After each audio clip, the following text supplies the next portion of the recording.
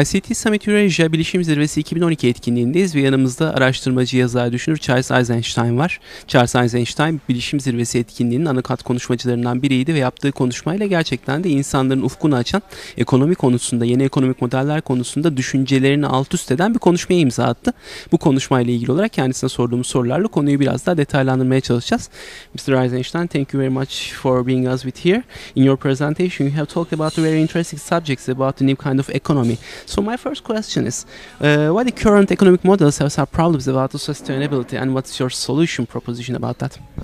Yeah, the current economic model makes sustainability impossible because our current economic system only works if there's economic growth, and there has to be growth forever. But we live on a finite planet. There can't be growth forever on a finite planet. So sooner or later there's going to be a problem. And we're facing that problem right now because to continue growth is going to destroy the basis of civilization on Earth. That's why we need a different kind of economic system that doesn't require endless growth in order to survive. Mm-hmm. So can you just give us some details about the economic model that has in your mind? Well, it has a lot of different aspects.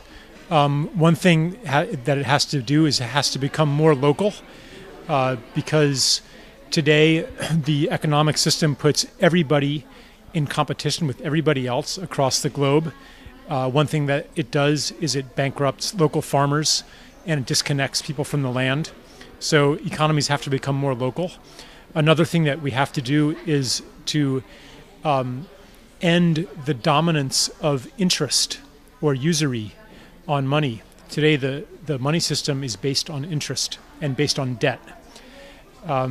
And so in my book, I talk about some of the details of how to do that. Interestingly, in Islamic finance, there are some ideas that are very close to the ideas that I write about.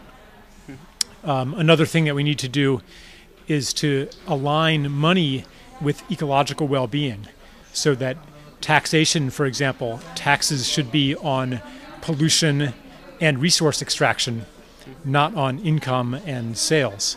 So there's many details, but the basic idea is to make economy part of ecology and not the enemy of ecology. Mm-hmm. So you are going to put the ecology in front, and you offer that the new kind of economy has to be about not the competition; it's going to be a collaboration, right? Yeah, it'll be much more collaborative. And that doesn't mean that there will be no competition. Of course, there will still be competition. But competition can play a secondary role because really we're all in this together. Mm-hmm. And we're beginning to understand that the well-being of another person, the well-being of another society, the well-being of other species, that's our well-being too. Mm-hmm. We're all connected. So really, it's an economy of connection. Yeah. You said in your presentation that the technology is promising us to not to work very hard because the machines and the computers are going to do the most of the job. But you said that in the end we end up with working maybe much longer hours than the previous times that the technology has not emerged this much. So why this kind of world has become happen even for the promises of the technology? Yeah, isn't that strange how we're working harder and harder even though we have more and more labor-saving devices? Probably even in Turkey, who's busier? Somebody in Istanbul or somebody in a traditional village in the countryside? Who's busier? Probably it's the person in Istanbul, the person in the modern city, who has all of the technology, all of the devices, but why are they busier? This has been a paradox for hundreds of years. And there's an economic reason why, which is that our system demands growth, which means that you have to consume. As a society, we have to consume more and more and more. And so that's what's happened. We've created a system where we always consume more rather than working less. And when we can't consume any more, then there's a problem because then we have to start working less. But we don't have a system to pay people. you only get paid if you're employed. So then we have lots of unemployment. I mean, in a way, we are working less, but we call it unemployment. But there's no way to meet the needs of people who don't have jobs. So that's another thing that we need to change, perhaps through a universal basic income, which is a concept that's becoming very popular. And it basically means that everybody in society gets a certain amount of money annually just for being a citizen, which allows the promise of wealth. Like, we have so much wealth, but it's not shared equally. Some people are left out. But in theory, everybody could enjoy abundance today. Thank you very much. And if your vision will become true, what kind of future do you expect in the long term? When the cycle start over?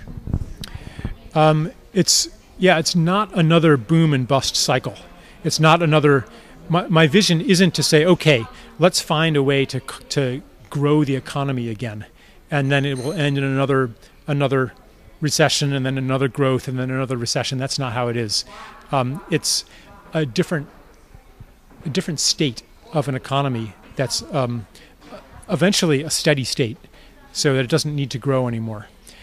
And in that economy, we will have the experience of abundance, the abundance that's already under the surface. I mean, today there should be abundance. Half the world wastes enough food to feed the other half. There's plenty of food, but there's hunger all over the world. But it's not because of a lack of food, it's because of a lack of money. But money is something that human beings create. So why is there a lack of it when we can just create it?